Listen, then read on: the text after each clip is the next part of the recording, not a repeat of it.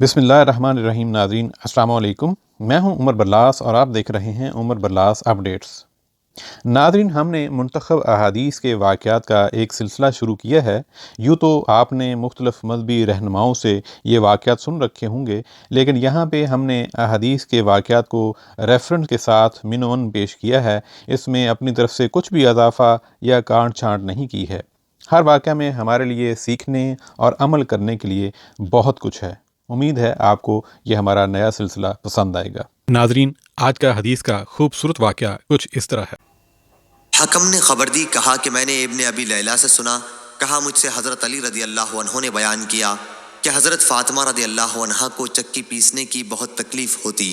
फिर उन्हें मालूम हुआ कि रसूल अल्लाह सल्लल्लाहु अलैहि वसल्लम के पास कुछ कैदी आए हैं, इसलिए वो भी उनमें से एक लोंडी या ग़ुलाम की दरख्वास्त लेकर हाजिर हुई।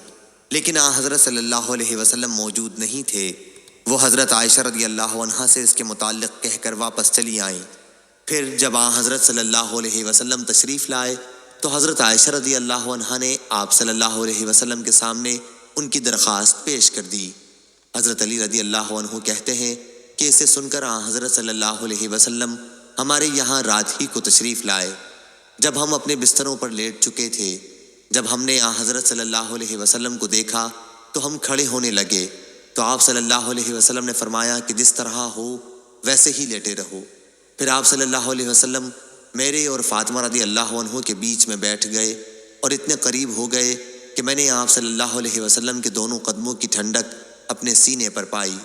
उसके बाद आप सल्लल्लाहु अलैहि वसल्लम ने फरमाया, जो कुछ तुम लोगों ने लोंडी या ग़ुलाम मांगे हैं, मैं तुम्हें उससे बेहतर बात क्यों ना बताऊं।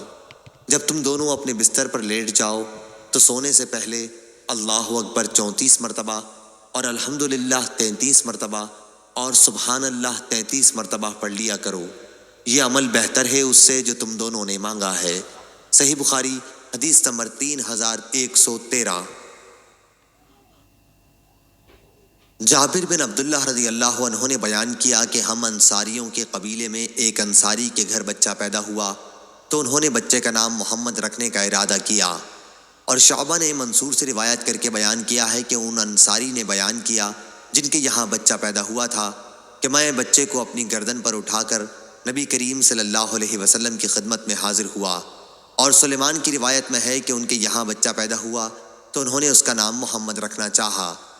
हज़रत सल्लल्लाहु अलैहि वसल्लम ने इस पर फरमाया कि मेरे नाम पर नाम रखो, लेकिन मेरी कुनियत अबुल कासिम पर कुनियत न रखना, क्योंकि मुझे तकसीम करने वाला कासिम बनाया गया है।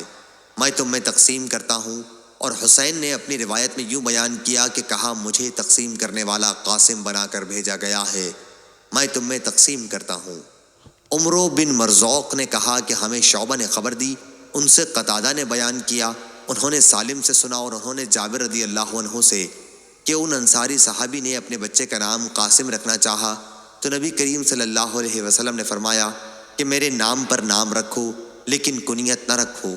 सही बुखारी हदीस नंबर 3114।